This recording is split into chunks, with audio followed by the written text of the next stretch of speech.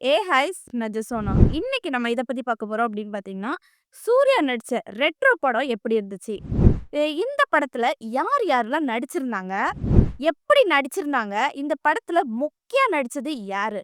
இதெல்லாம் இந்த படத்த நான் பார்த்துருக்கேன். இது என்னுடைய விமர்சனம் மட்டும் தான். சரியா?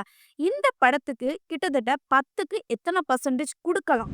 சரி, இதெல்லாம் பத்தி தான் முழுக்க முழுக்க நம்ம வீடியோல பார்க்க போறோம். இந்த வீடியோக்குள்ள போறதுக்கு முன்னாடி, இந்த வீடியோ பத்தின கருத்து ஏதாவது உங்களுக்கு இருந்துச்சுன்னா, கமெண்ட்ல தெரிவிங்க. ஏன்னா உங்களுடைய கமெண்ட்ட பார்த்துட்டு நாங்க நெக்ஸ்ட் வீடியோ பெஸ்ட்டா எடுக்கிறதுக்கு யூஸ்ஃபுல்லா இருக்கும். வாங்க வீடியோக்குள்ள போகலாம். சரி, முதல்ல இந்த ரெட்ரோ படத்துல வந்து சூர்யா வந்து எப்படி நடிச்சிருந்தாங்க? அவங்க என்னென்ன கேரக்டர்ல நடிச்சிருந்தாங்க?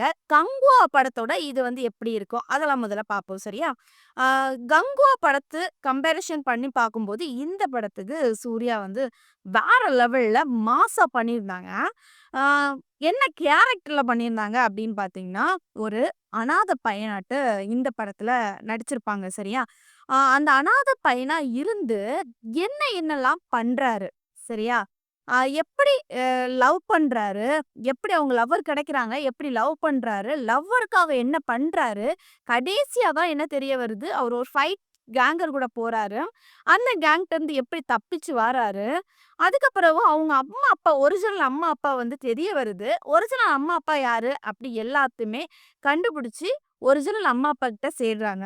சேரும்போது என்ன பண்றாருன்னா, அப்பதான் அவரு ஜாலியா ஃபீல் பண்றாரு. இதுல இன்னொரு முக்கியமான விஷயம் என்ன அப்படின்னு பார்த்தீங்கன்னா, இந்த படத்துல இவருக்கு வந்து குடுக்கப்பட்ட ரோல் வந்து சுத்தமா அவருக்கு சிரிப்பே வராதாம். சும்மா அவர் என்ன காமெடி பண்ணாலும் இதுல சிரிக்காம தான் இருப்பாராம். படத்தோட ஒரு பாதி பக்கம் போகும்போது தான் அவரு வந்து சிரிப்பாரு. சரியா? அதுவும் யாருக்காக சிரிப்பாரு அப்படின்னு பார்த்தீங்கன்னா, அவங்களுடைய லவ்வருக்காக தான் சிரிப்பாரு. சரியா? இந்த மாதிரி படத்த வந்து நெறைய கான்செப்ட் சூப்பர் வித்தியாசமா வந்து எடுத்திருந்தாங்க. ஒரு சீன் ஒரு பக்கத்தோட அந்த கதை போகும். அடுத்தது வந்து இது வேற பக்கத்தோட கதை போகும். அடுத்தது இன்னொரு வித்தியாசமா போகும். இப்படி 3 பார்ட்டா பிரிச்சு சூப்பரா பண்ணியிருந்தாங்க. சூர்யா நடிப்புக்கு பஞ்சமே கிடையாது. சரி, சூர்யாவுடைய ஃபைட்டிங் சீன்ஸ் எப்படி இருக்கும் அப்படின்னு பார்த்தீங்கன்னா, ஃபைட்டிங் சீன்ஸ் வந்து சூப்பரா இருந்துச்சு.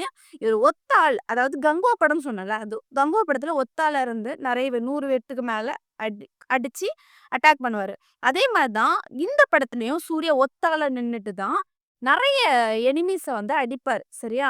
இதுதான் இந்த படத்துல ஃபைட்டிங் சீன்ஸ் அந்த படத்தையும், இந்த படத்தையும் கம்பேரிசன் பண்ணி பார்க்கும்போது ஒண்ணு போல தான் இருக்குது. அடுத்ததாட்டு யார் அப்படின்னு பார்த்தீங்கன்னா, நம்ம நடிகைய பார்க்கலாம். நடிகை யார் அப்படின்னு பார்த்தீங்கன்னா, பூஜா ஹெக்டோ. பூஜா ஹெக்டோவோட ஆக்டிங் எப்படி இருந்துச்சு அப்படின்னு பார்த்தீங்கன்னா, அவங்களுடைய நடிப்புக்கு பஞ்சமே கிடையாது. அவங்க ஒரு செலிபிரிட்டி, ஒரு மாடல் ஒரு நடிகை. இந்த அளவுக்கு ஒரு கிராமத்து பொண்ணாட்டு ஒரு மேக்கப்பே இல்லாம நடிப்பாங்க அப்படின்னு பார்க்கும்போது, எனக்கே ஆச்சரியமா இருந்துச்சு. ஏன்னா, அந்த அளவுக்கு மேக்கப்பே இல்லாம ஒரு கிராமத்து பொண்ணு மாதிரி இறங்கி நடிச்சிருந்தாங்க. அவங்களுடைய ஆக்டிங் வந்து ரொம்ப சீன்ஸ்ல இல்லாட்டாலுமே, கொஞ்சம் கொஞ்சம் சீன்ஸ்ல தான் இருந்து. சரியா? அப்படி இருக்கும்போது அவங்களுடைய ஃபீலிங்ஸ் எல்லாமே சூப்பரா இருந்துச்சு. லவ் பண்ற சீன்ஸும் சரி, டான்சிங்கும் சரி, டான்சிங் இந்த படத்துல மொத்தத்திலே 3 பாட்டு தான் வந்திருக்கும். சரியா?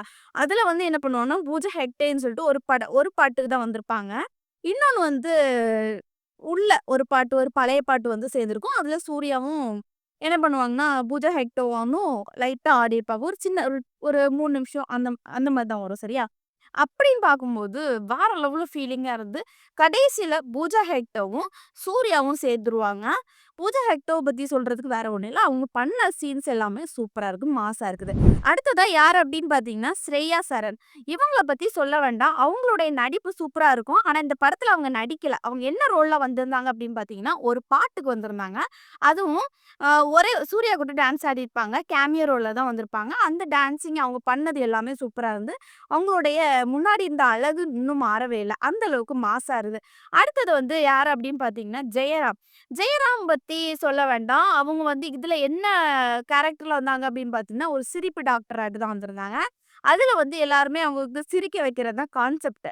அது செம்மையா பண்ணியிருந்தாங்க. ஒரு டாக்டர், ஒரு வயசான ஆளு எல்லாமே அவரு வந்து அந்த அளவுக்கு பண்ணுவாரு. ஆனா இதுல வந்து வித்தியாசமான ஒரு கெட்டப்ல வந்திருந்தாரு. இத பார்க்கும்போது சூப்பரா தான் இருந்துச்சு. வேற லெவல் ஜெயராம் பத்தி சொல்லணும். வேண்டவே வேண்டாம். அந்த அளவுக்கு சூப்பர் ஒரு ஆக்டிங் சரியா? அடுத்ததாட்டு யார பத்தி அப்படின்னு பார்க்கணும்னா, பிரகாஷ் ராஜ். இந்த பிரகாஷ் ராஜ் வந்து இதுல அவருக்கு குடுக்கப்பட்ட ரோல் என்ன அப்படின்னு பார்த்தீங்கன்னா, ஆ ஒரு வில்லன் கேரக்டர் தான் சரியா? வில்லன் கேரக்டர்னா இவரு தான் அந்த தங்க மீன் சொல்லுவோம்ல, அவரு தான் வந்து கடத்தி வேற எங்க குடுக்கறதுக்காக வச்சிருந்தாரு. அந்த தங்க மீன தான் நம்ம சூர்யா அவங்க வந்து எடுத்துட்டு வந்துட்டாங்க சரியா? அந்த தங்க மீன வந்து எங்க இருக்கு கண்டுபிடிக்கணும்னு சொல்லிட்டு, இவரு வந்து இவருக்கு கீழ சூர்யாக்கு வளர்ப்பு அப்பாவ, அப்புறம் நெறைய கேங் எல்லாமே ரெடி பண்ணி என்ன பண்ணுவாருன்னா, பைசா குடுத்து அட்டாக் பண்ண சொல்லுவாரு. இவரு ஒரு ஒரு வில்லன் மாதி தான். மெயின் வில்லன் மாதி, சைடு வில்லன் மாதி இவரு தான் சரியா? இவ்ளோ ரொம்ப சீன்ஸ்லலாம் வரமாட்டார். ஒரு சில சின்ன சீன்ஸ்ல மட்டும் தான் வருவாரு. இவருக்கு குடுக்கப்பட்ட ரோல் வந்து சூப்பரா இருந்துச்சு. அவரு பண்ணது வந்து கரெக்ட்டா பண்ணியிருந்தாரு. சரியா? ஒரு வில்லன் கேரக்டருக்கு எப்படி பொருத்தமா இருக்குமோ, அந்த அளவுக்கு பொருத்தமா இருந்துச்சு. அடுத்ததாட்டு யாரு அப்படின்னு பார்த்தீங்கன்னா, நாசர். நாசர் பத்தி சொல்லவே வேண்டாம். அவரும் ஒரு வில்லன் கேரக்டர்ல தான் வந்தாரு. இவரால நடக்க முடியாது. ஒரு வீல் சேர்ல மட்டும் தான் இருப்பாரு. சரியா? இவருக்கு மகன் உண்டு. அவரும் வந்து ஒரு வில்லன் மாரி தான். சரியா? என்ன அப்படின்னு பார்த்தீங்கன்னா, ஒரு கிராமம் சொல்லுவோம்ல, ஒரு ஃபைட் சீன் கிராமம் மாரி இருக்கும்ல, அந்த கிராமத்துல வந்து இவரு தான் ஒரு அரசர். அரசர் காலத்துல எப்படி எடுக்கப்பட்டதோ, இவரு அரசர். அவங்களுக்கு அடிமைகள் தான் சூர்யாவுடைய அப்பா, அம்மா அந்த மாதிரி ஒரு கான்செப்ட், ஒரு கதை அப்படி போச்சு. இந்த படத்த பார்க்கும்போது, நாசர் வந்து வில்லன் கேரக்டர்ல சூப்பரா பண்ணியிருந்தாங்க. ஆ செம்மையா தான் இருந்துச்சு. குறையே சொல்லவே வேண்டாம். அவங்களுக்கு குடுக்கப்பட்ட ரோல பெர்ஃபெக்ட்டா பண்ணியிருந்தாங்க. அடுத்ததாட்டு வேஸ்ட் கேரக்டர் யாரு அப்படின்னு பார்த்தீங்கன்னா, சிங்கம்புலி. சிங்கம்புலி இந்த படத்துல வந்து மொத்தம் 2டே சீன்ல தான் வந்திருப்பாரு. அவரு பொண்டாட்டி இறந்தது கொல்லி வைக்காம இருக்கிறதும், அப்புறம் பொண்ணோட கல்யாணத்துக்கும் இந்த குடிச்சு நிக்கிறது மாதிரி, இந்த மாரி தான் கொண்டு வந்திருந்தாங்க. மொத்தத்திலே இவரு ஒரு வேஸ்ட் கேரக்டர். இவர என்னத்துக்கு கொண்டு வந்தாங்கன்னு அவருக்கா தெரியுமான்னு தெரியாது. அந்த 2 சீன்லயும் மட்டும் அப்படியே வருவாரு. அதுக்கப்புறம் கடைசியா இவரும் இறந்துருவாரு. சரியா? இந்த மாரி தான் சீன் இருந்துச்சு. அவருக்கு இந்த கேரக்டர் வந்து செட் ஆகல. இவர் இந்த படத்துல வந்து ஒரு வேஸ்ட் கேரக்டர் தான். சரியா?